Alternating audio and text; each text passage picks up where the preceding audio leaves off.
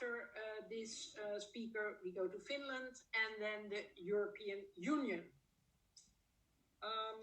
Madam, you have the floor. Thank you, madam. Am I audible?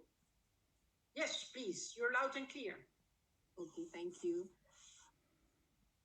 The COVID-19 pandemic has exacerbated wealth inequality and poverty with the global unemployment and increasing food insecurity.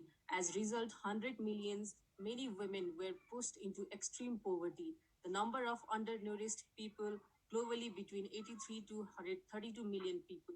Employment losses in 2020 were higher for women than for men, and young women were more than twice as likely as young men to be jobless and not in education or training globally in 2019. Due to pandemic, violence against women and unpaid care work has been increasing. This inequality is the result of policy choices that indicate that dictate the terms of our economies and societies, including that especially market-based and pro-corporations approaches to development. Without system change, structural inequalities will continue to marginalize women and distort our pandemic responses.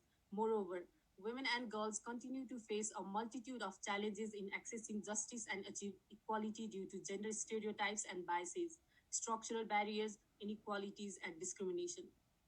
SDG will be only achieved with a holistic approach of goals and understanding that gender inequality intersects with other forms of identity such as age, disability, rural, urban, ethnicity, religion, income, sexual orientation, and others.